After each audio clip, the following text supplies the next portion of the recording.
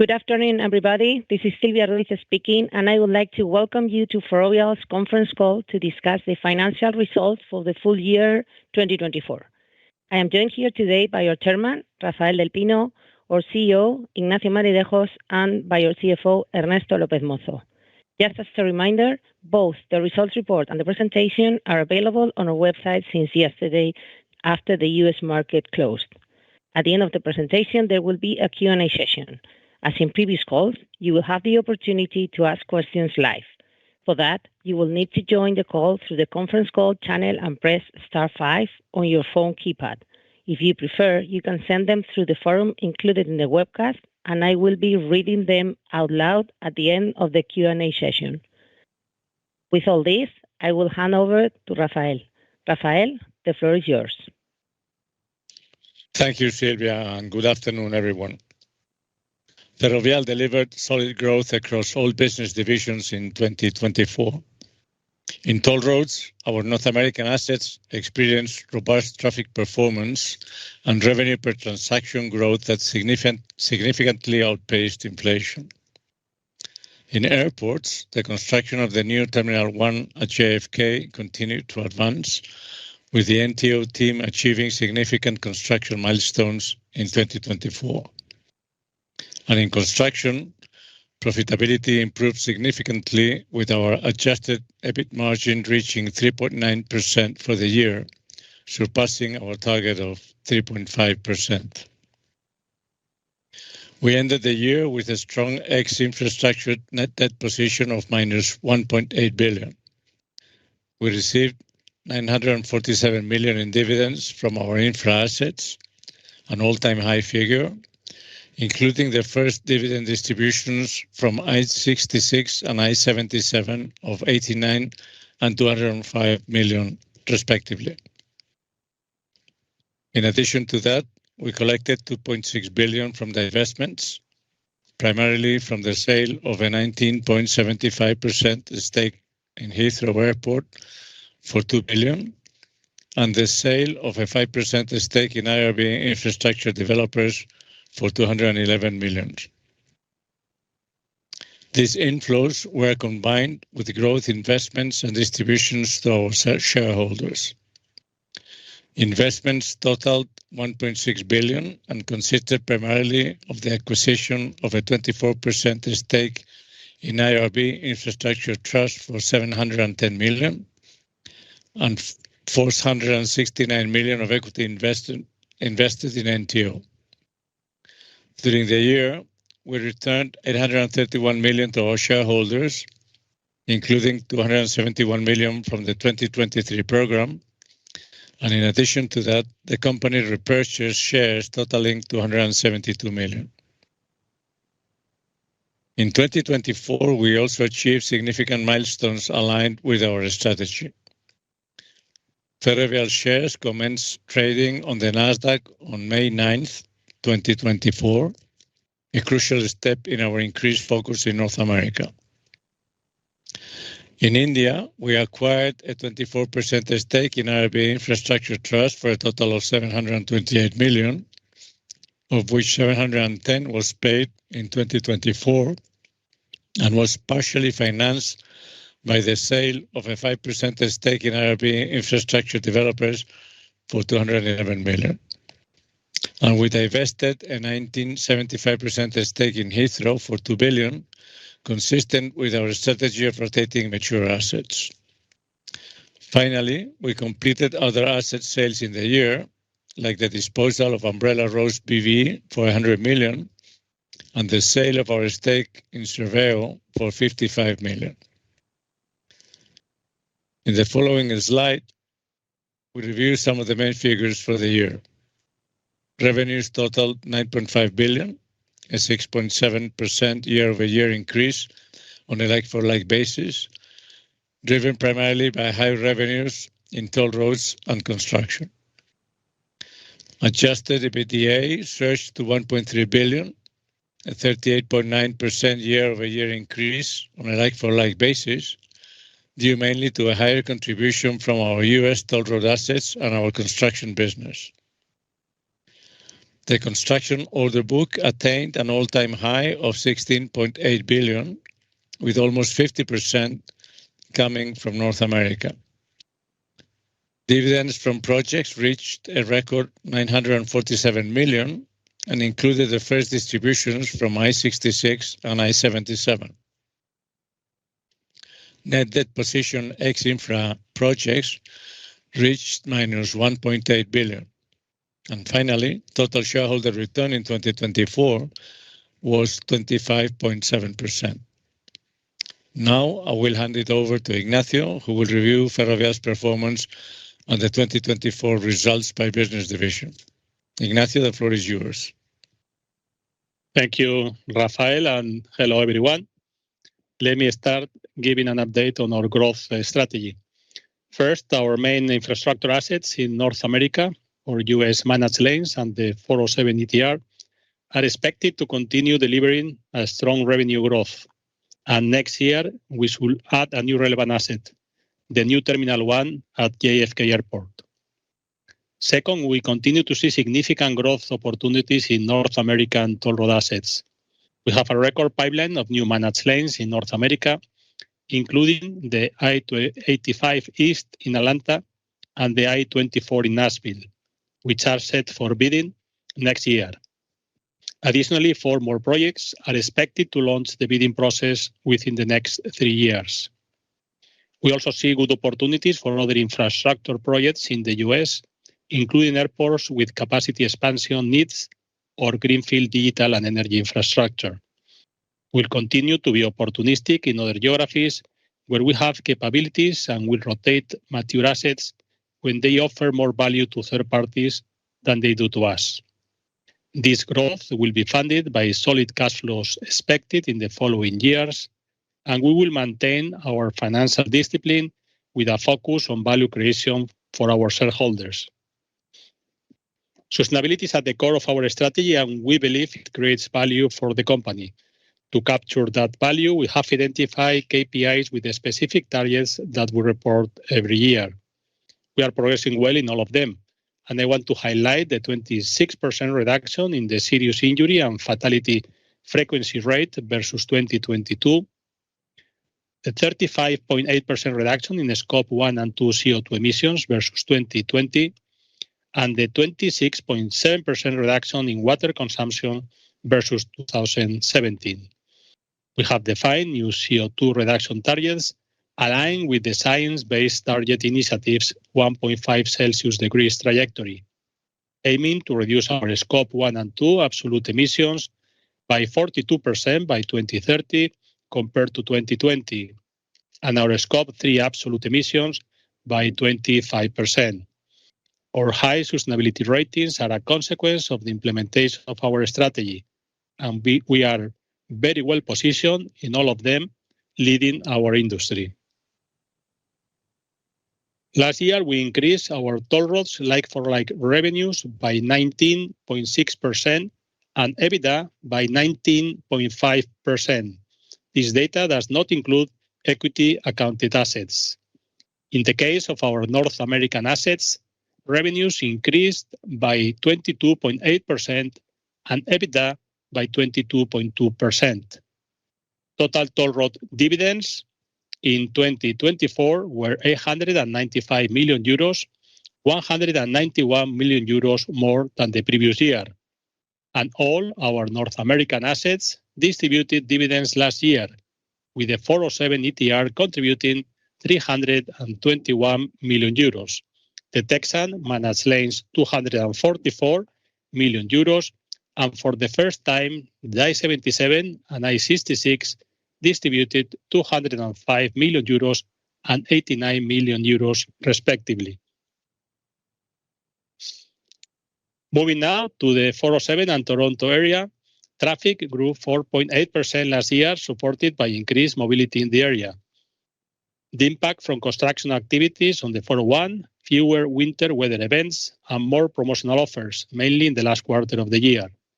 Revenue grew 14% year over year and EBITDA 15.1%. The new toll rate was implemented on January 1st with the goal of providing more demand segmentation through more toll zones a new vehicle classification, along with an increase in fees for the first time in 5 years. Last year, the 407 had a record dividend distribution of 1,100 million Canadian dollars for the 100%, a 15.8% increase compared to the previous year.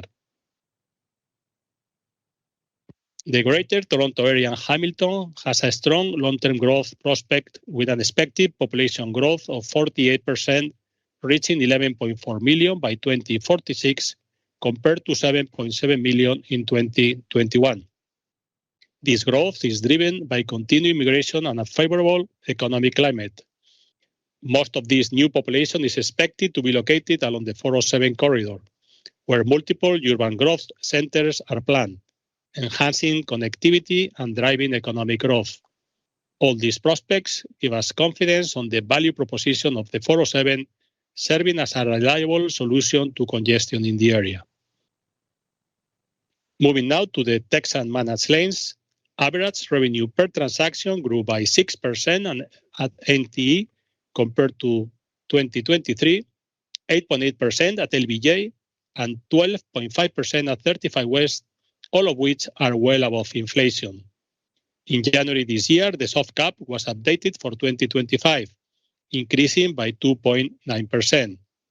We have seen all these assets benefiting from increased mobility in their corridors.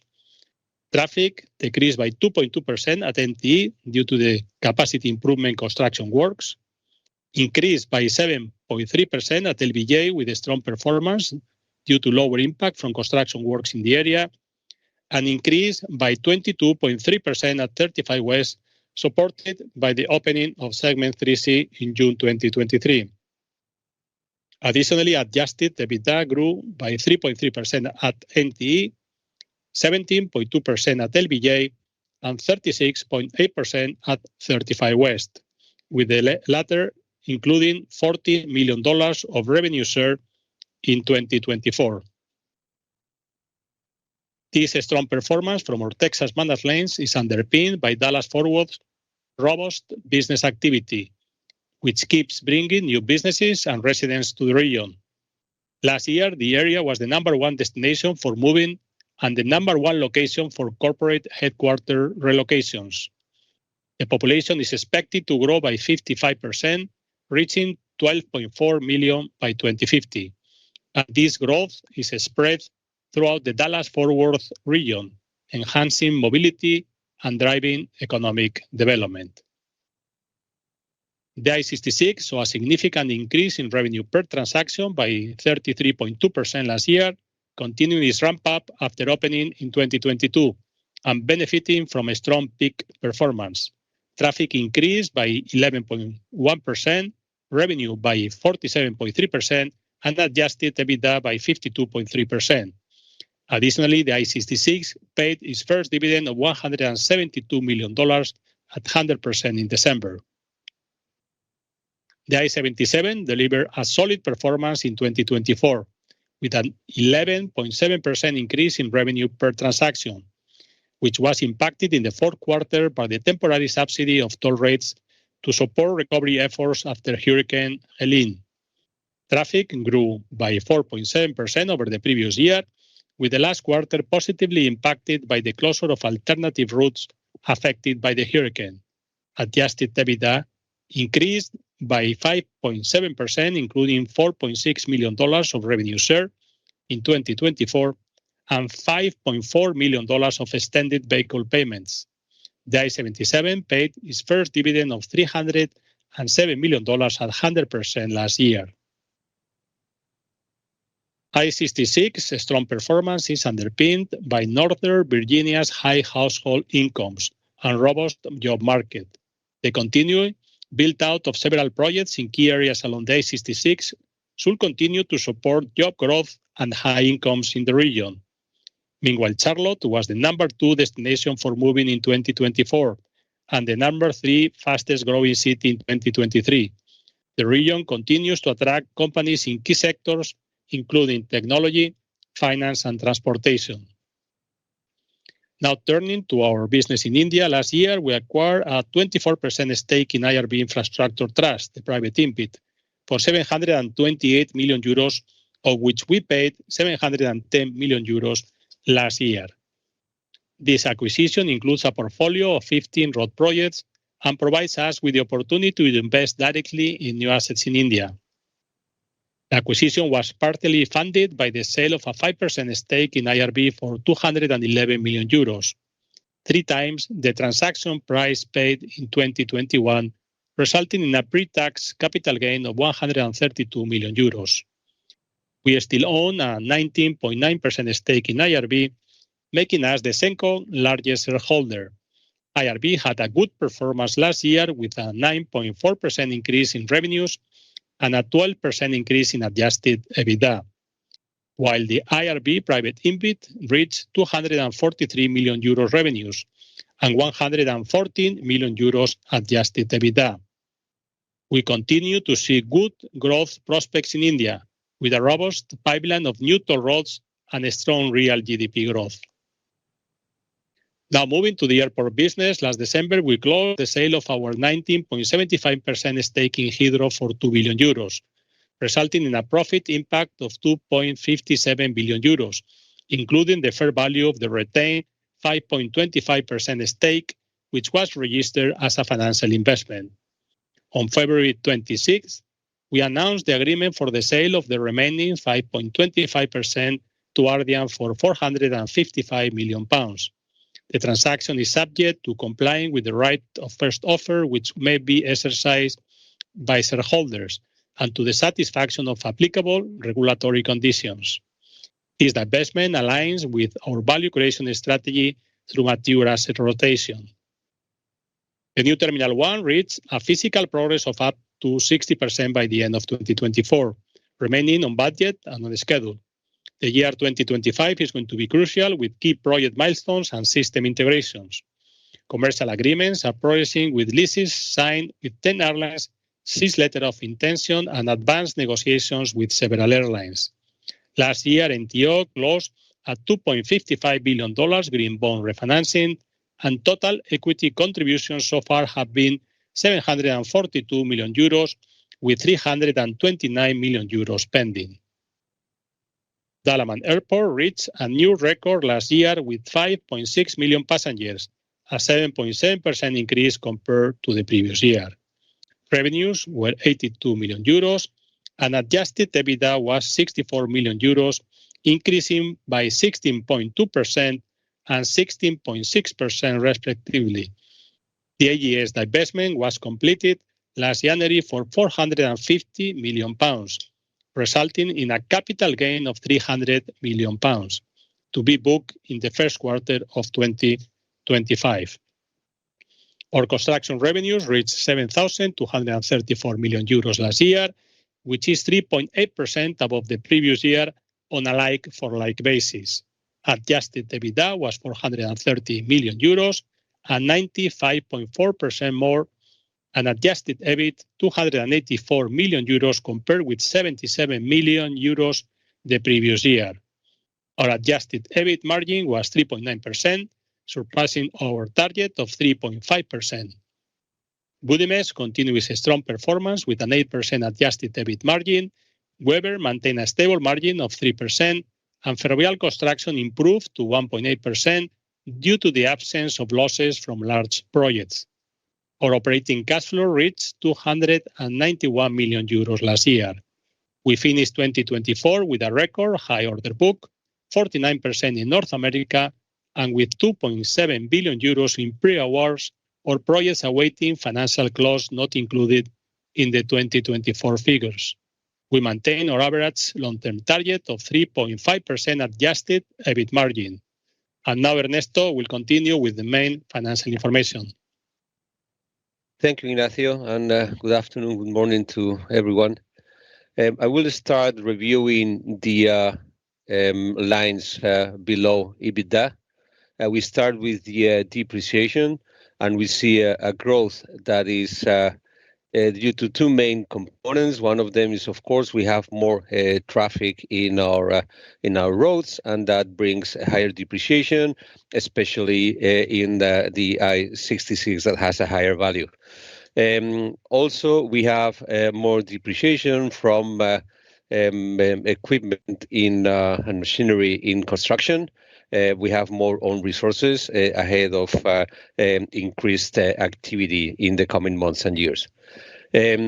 Also, when we go down below EBIT, we go to disposals and impairments. And of course, this is the line where we see the impact of the sale of 19.75% of Heathrow and others like the IRB stake. Going into financial results, we have the financial results from infrastructure projects. And here we have an increase that is due to different factors. One of them is a regearing in I-77, and you know that it paid the first dividend. And also we have higher expenses due to the fact that most of this debt is denominated in US dollars that appreciated along the year. When we look into the ex-infrastructure projects financial result, you see a big income, and here the main component is the remaining stake in Heathrow, the 5.25%, has been reflected at fair value. Fair value, like the price of the 1975% that was disposed. Okay, so this goes through fair value adjustment and flatters this number. In terms of equity accounted affiliates, you see here the growth, mainly from the 407, but this incorporates all the different equity stakes we have equity consolidated. Then we have income tax. Here you have to bear in mind that the capital gain is tax exempt. You have the regular payments in places like Poland, and also withholding tax from dividends coming from Canada. So that is the main summary of the net results. We can move on to the following slide where we see the cash evolution. And here we had a very solid year with dividends from all our infrastructure assets in the toll road portfolio, and then other projects in other divisions, totaling 947 million euros. Also the operating cash flow from construction. In tax payments, here we have what I mentioned, basically taxes in Poland, and this withholding tax that I mentioned before that also affected the recurrent cash tax for the year. And then in terms of investment, as we mentioned in the introduction and along the way, we have invested a lot in infrastructure. Also in this block, we reflect the cash, the return we get on the cash in hand. That's the reason why it doesn't match with the bulk investment that we commented before. When you have the 170 that I was mentioning, right? Then after that, interest received on the cash in hand, we have the divestments that we have also been mentioning. Regarding shareholder distributions, I will get more explanation of this in the following slide. 831 million euros. Also, we bought treasury stock, 272, and then we have other cash flows used in financing activities. This has to be seen in conjunction with the banner we have at the bottom, because most of it has been used to pay down debt, and all this brings down with a positive FX effect on the net cash position to a net cash position close to 1.8 billion. Okay, if we move to the following slide regarding shareholder distributions, where the first thing that we commented in the Capital Markets Day, we had a guidance of distributions to shareholders of 1.7 billion for the period 2024 to 2026. And we have upgraded that to a minimum of 2.2 billion. This could be reviewed upwards. And here I anticipate one of the questions that you may have. So you may say, okay, well, what happens if you win one managed lane in 2026, where the capital gets deployed 5 or 6 years after? Well, that shouldn't be really limiting maybe additional distributions, right? So we will have to analyze all the things that could be won or invested, short term and long term. But a specific managed lane, that is what you all have in mind, shouldn't be affecting this distribution. Also, we have considered when we upgraded this, the recent announcements of the 5.25% in Heathrow remaining, and also the sale of AGS. Regarding what we have been distributing along the year, you knew that we had to catch up with distributions in 2023. So this year we have dedicated 271 million euros to buybacks corresponding to that year. Corresponding to 2024, we had 130 million cash dividend and then a share buyback of 430. And for 2025, we have announced the regular 570 million euros mixture of dividend and share buyback. It will be cash out to you, distributed to the shareholders. And then we have also announced an additional buyback program of up to 500 million euros. Okay, so after reviewing this distribution to shareholders announcement, I hand it back to Rafael for the closing remarks. Thank you, Ernesto. Looking ahead, we are confident in our growth prospects. We will remain focused on generating value for shareholders by striking an appropriate balance between new investments and shareholder distributions, driving value from our existing portfolio of infrastructure assets, which are located in areas with a strong economic growth, are able to price above inflation and feature long duration, and capitalizing on the attractive pipeline of new opportunities we see in North American toll roads over the next few years.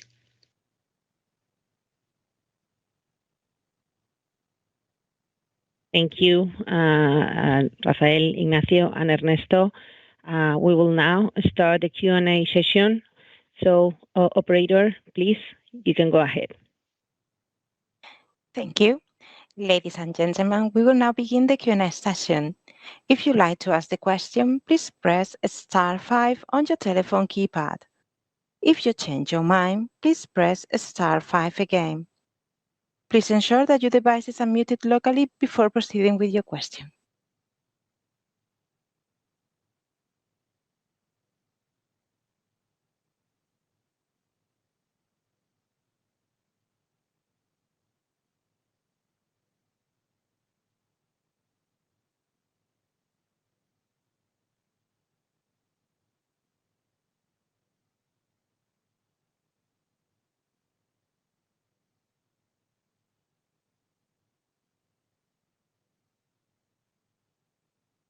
And our first question comes from the line of Luis Prieto from Kepler. Please go ahead.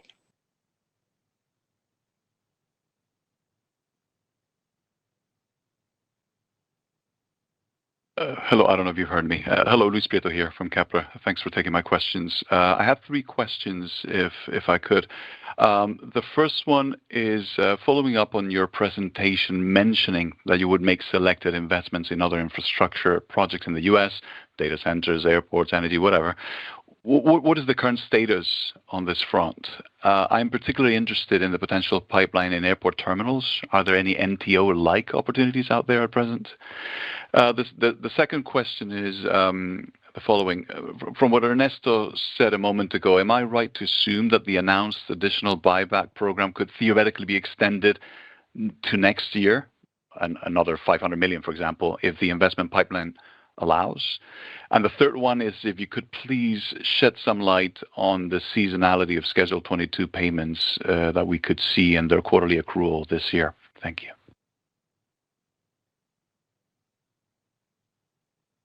Thank you, Luis. And I will take the first and the third, and then Ernesto will be back with the second of your questions. No? About the investments in the US, as you know, first is the reminding that our first priority is toll roads in North America. But of course, on top of that, we are looking to invest in other type of infrastructure in which we may have capabilities to create value. We are looking at opportunities in airports. Also, I think it's too early to anticipate any specific opportunity. Probably after the opening of the NTO, the new Terminal 1, is successful, I'm sure that there may be other airports that may be interested in working with private players in order to speed up some of their expansions that they may need. But at the moment, nothing specific. With energy, we have a first, solar project in Texas, Leon, and we are looking for other opportunities similar, but again, rotating assets very fast. And probably for digital infra is the less mature of these opportunities, and we are first focusing on Spain and Poland, and also looking when we have capabilities in the US, but probably is still a little bit early.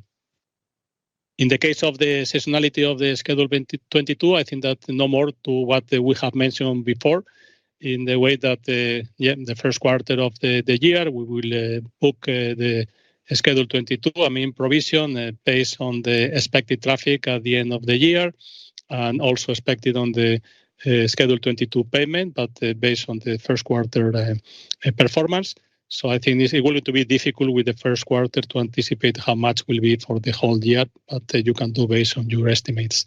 So I think that you have to wait probably to the second, third quarter to have a much better estimate of the total payments of the Schedule 22 for the year. And Ernesto, you can go with the... Yeah, hi, Luis. You rightly pointed out that it's based on investment opportunities. The idea is that we are not going to be sitting on cash. We're looking forward to investing opportunities that are attractive, and that will mark the possibility of additional remuneration or investment. Thank you very much.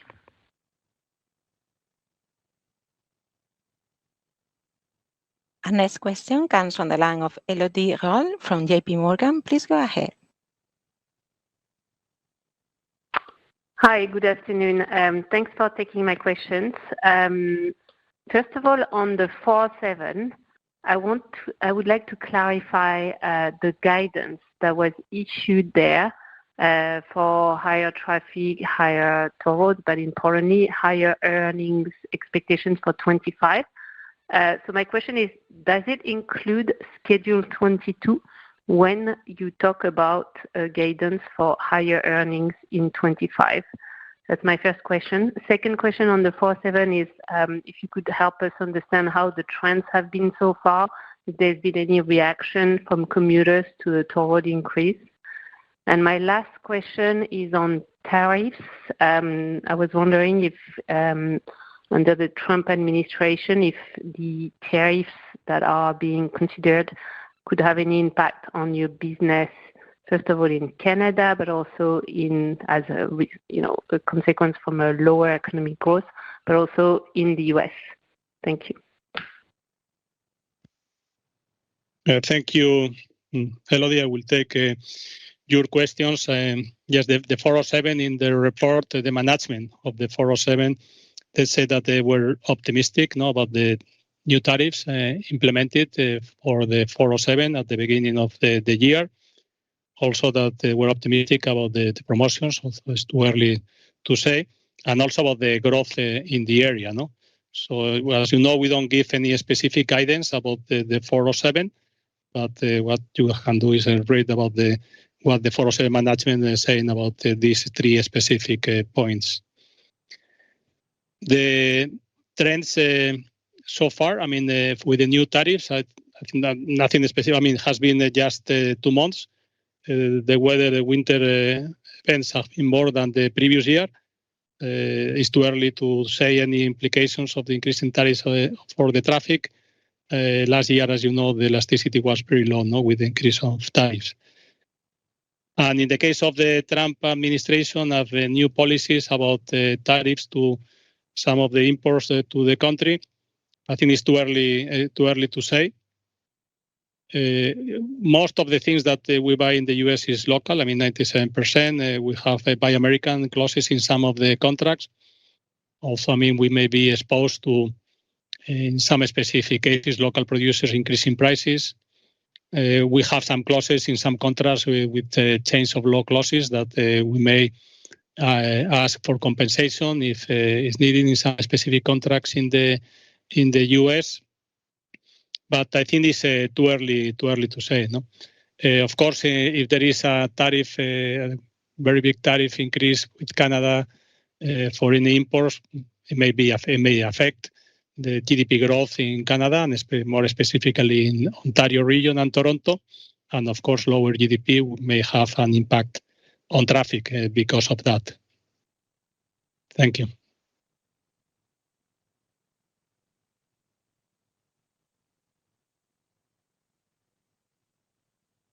The next question comes from the line of Grant Hunt from Jefferies. Please go ahead. Yeah, thanks very much for the questions. I'll ask two. Firstly, just coming back to the share buyback in your net cash position. I guess I just want to understand what's driving the conservative approach to the balance sheet today. You made the point, Ernesto, about new managed lanes not having an impact until beyond 2026. And if you don't see investment opportunities in the next year, you could extend that buyback. But is there something that's kind of on the table that you're not specifically looking at, but are there opportunities that you're seeing that is driving you to keep that flexibility today? And can you shed any light on kind of what asset types those might be that you're retaining that capital flexibility? That would be helpful. And then second question, just on your US listing and journey towards index inclusion, could you just remind us where you see yourself in terms of timeline there? Do you have any updated expectations as to when that might become a possibility? Thanks. Thank you, Graham. I will take the first one, and then Ernesto will take the second about the listing. And I think about what we see as growth opportunities is what I mentioned in my first slide of the presentation. So the focus is going to be in opportunities related to North American toll roads. Also, we look in the US for airports, energy, and maybe data centers, and also will be opportunistic in other countries. So these are the main focus that we have in the company and what you could expect from us in the following years. And we are taking that into consideration when we have taken the decision about the share buyback and what an additional dividend that Ernesto explained before. Ernesto, you want to follow with the second? Yes. So basically now the idea is to keep increasing investor awareness in the US. I mean, you can access some indices with some liquidity in the US. It's small and it's more achievable, let's say. So that's the idea right now. Other indices are more of a long-term play. Any index release is more kind of a long-term play, but giving additional awareness to investors in the US could bring access to some indices where we qualify by market cap, and it's only a minimum liquidity that is needed. Got it. Thanks very much. Thank you. Our next question comes from the line of José Rojas from Santander. Please go ahead. Thank you, José Manuel Arroyas. Three, if I may. First question, there have been a number of questions so far on the extraordinary cash return, but I wanted to better understand your thinking behind the ordinary shareholder remuneration. The ordinary shareholder remuneration in 2025 is only growing 2% year on year, whilst I think the dividends Ferrovial has collected from its various assets have grown by a lot more, by 28%. How should we interpret this discrepancy and caution from Ferrovial? Does this mean that Ferrovial is maybe expecting dividends to come down in 2025, 2026, or should we just think that Ferrovial wants to keep cash at hand? That's my first question. My second question is on your leverage or the leverage strategy of 407 ETR. The asset has been adding debt for the last 5 years, I think to the tune of 1 billion Canadian dollars. And I wanted to understand for how long this additional leveraging can continue. And my last question is on your treasury stock position. I think at year-end, Ferrovial holds almost 8 million shares in treasury stock. Will Ferrovial cancel these and the new shares it will buy back in 2025? Thank you. Okay, thank you. I will take them all. Well, you know that we don't provide a guidance for dividends, but it's true that a long time you see that dividends from our infrastructure projects are a good proxy, and they have been supporting and very in line with the cumulative dividends pay. We don't provide guidance neither on how much of that we distribute, nor or the expectations for the future in terms of dividends. It's true that all our assets keep having strong operating growth, so a long time they should expect to grow in dividends. That's natural. We don't provide a specific guidance.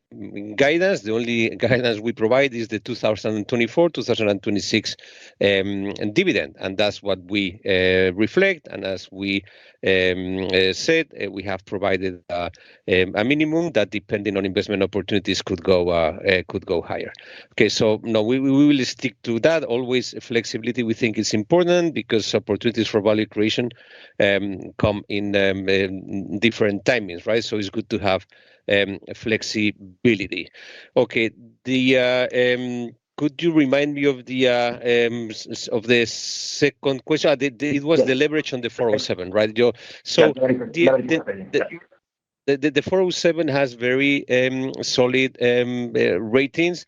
So probably there's scope in, I would say, several years down the road to keep maybe adding some, but maintaining all these solid ratings that that it has, right? So there's headroom, and you should be looking in your model at the normal parameters for rating, right? So yes, it has really the capacity there to smoothly keeping that sort of additional leverage from time to time.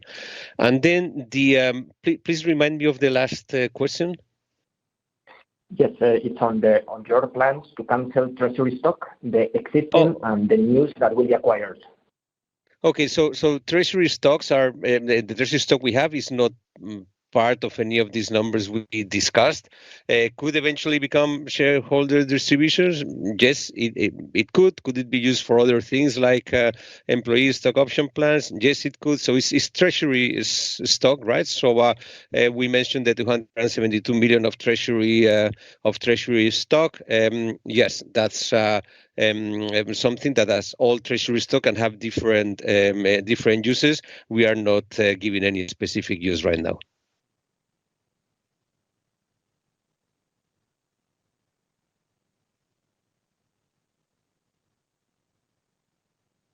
Ladies and gentlemen, please be reminded that in order to ask the question, you may press *5 on your telephone keypad. And our next question comes from the line of Gregor Kuglitsch from UBS. Please go ahead. Oh, hello. Thank you for taking my question. So I wanted to explore a little bit the traffic situation in the managed lanes. And I guess specifically, I wanted to check what your thinking is on the ramp up of the I-66, where you think we are on that curve. And then remind me on the LBJ, I think there was sort of east entry works. Can you just remind us, do you expect any sort of material growth? Is that finished now, or just give us maybe some detail? That's question number one. Question number two on the NTO. Maybe I should check, but have you signed any newer airlines, and is sort of the pricing, I guess, in line with your expectations? And then maybe give us an update when you actually expect to open the airport. I think it was mid-26. Is that right? And then you're supposed to start booking revenues after that, I suppose. And then on the 407, can you give us an update how the promotions are going? And I guess specifically to manage sort of the peak traffic, I guess, as a mitigating factor to Schedule 22, please. Thank you. Thank you, Gregor. I will take all those questions.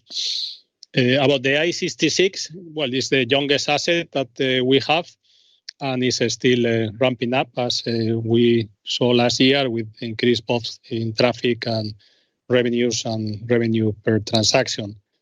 Still within that there is room to continue the ramp up in the following months. Let's see for how long, with increase in the traffic in the following months. But also in these cases, we don't have a soft cap, as you know, so it's very different to other assets like Texas managed lanes. So it will be more difficult to know when we finalize the ramp up of the revenues per transaction, because of we are moving to a territory that we have not been before. In the case of LBJ, we saw an improvement last year, both in the traffic in the corridor and also the capture rate, because improvements in the construction. The construction is ongoing. We are not doing the construction, so we don't know. We have a specific date in which it will be finished. Our assumption is that it will last this whole year and part of the next, but we don't know exactly how that will progress. But of course, once the construction is finished, we should see more traffic to the corridor, and also traffic coming from managed lanes that will feed the LBJ. In terms of NTO, what we have announced is that we have signed contracts, agreements, airline user agreement with 10 airlines, some of them new last year, and also we have signed letter of intents with 6 additional airlines, and we are also negotiating with many others. We expect that most of the action will happen end of the year, beginning of the next year. Airlines used to plan 1 year in advance.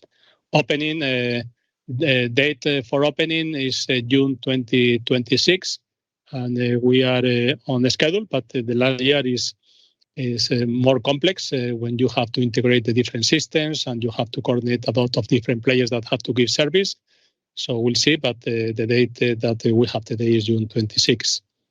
And in terms of the 407 and the promotions, is we have not started the promotions, so we are now contacting some of the potential users of the promotions, offering these promotions, but that will start during the month of March.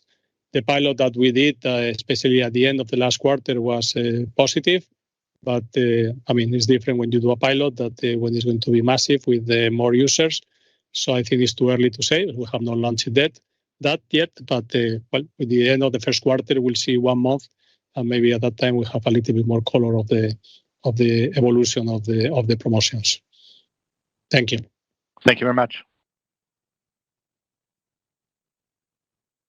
Our next question comes from the line of Augustin Sander from Stifel. Please go ahead.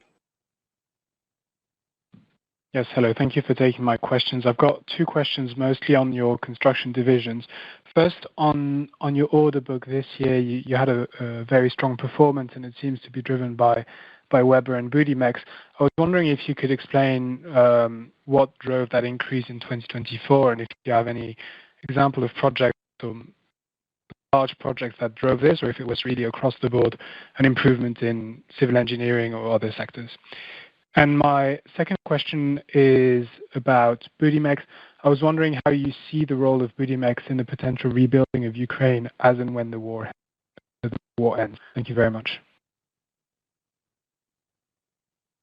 Well, thank you. I will take the questions.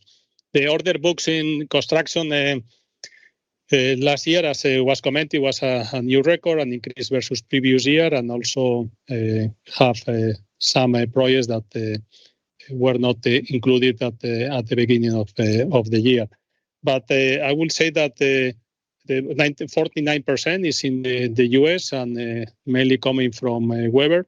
Weber is doing mainly heartbeats projects and mainly in Texas, and these are usually projects $200 to $150 million heartbeat projects that there have been many, a lot of investment in infrastructure. Also, some of those in the East Coast, but more limited.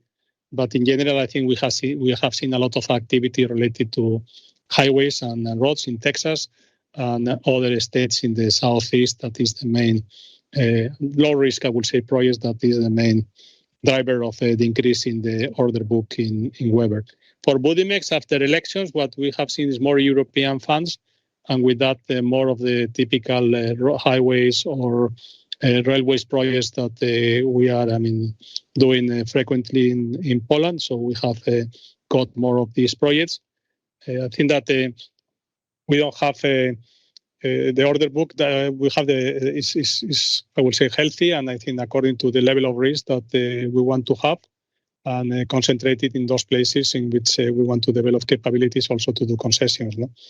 In the case of Budimex and Ukraine, well, first, hopefully we see an end to the conflict as soon as possible and starting the reconstruction of Ukraine. I think that Poland will play a role in this in the reconstruction. I think that Budimex will have capabilities, but it's too early to say what will be the impact and how if they participate. No, so I think it's too early. First we need to wait to the end of the war, and after that, Budimex, based on the capabilities that they have, they will analyze if they can create value helping with the reconstruction of the country. But it's too early to say. Thank you very much. There are no further questions from the conference call at this time, so I'll have the conference back to Silvia Ruiz. Thank you. Thank you. I will go there. We have a couple of questions through the webcast, so I will start with them. First question comes from Ignacio Blanco from Santander. What strategy do you envisage in data centers after acquiring the first land plot? Any targets on megabyte capacity, equity contributions, partners? Yeah, in data centers, we have been supporting our customers building data centers for the last 14 years, mainly in Spain, but also in other markets too. And what we are doing now is supporting this customer also with the development and financing of some of the data centers that they may need in the places that we have capabilities with leases. We are starting with that, so it's a very early stages. We have one piece of land in Madrid that is a 40 megawatts IT project that we are working with one hyperscaler that we would like to lease to them.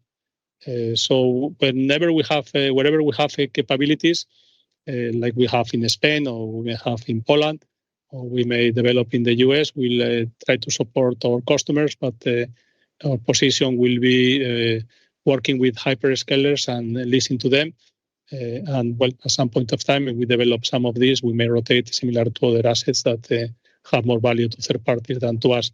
But starting with this first piece of land in Madrid, and it's a 40 megawatts IT project. Okay, a couple of questions from Rairi Kulinan from RBC. First question, what impact do you expect from the new U.S. administration's tax plans and the budget resolutions recently passed by the House of Representatives? Okay, I will comment on taxes. I think that regarding other things like tariffs and so on has already been addressed in the call. Regarding tax plans, the main headline is the a reduction from 21% to 15% in corporate income tax. This usually brings additional economic activity, something that is good for our assets. And of course, a lower tax rate means a higher asset valuation, but initial stages yet. And second question also for RBC, Could the further proceeds from the recently announced disposal of your remaining Heathrow stake prompt a top-up in buybacks, or was this considered in the 500 million buyback announcement? Really, I covered this along the presentation because I mentioned that everything had been factored in. So the sale of AES and the remaining Heathrow stake. I mean, the evolution will be marked by our success in attractive investment opportunities that we are seeking. Okay. There are no more questions through the webcast.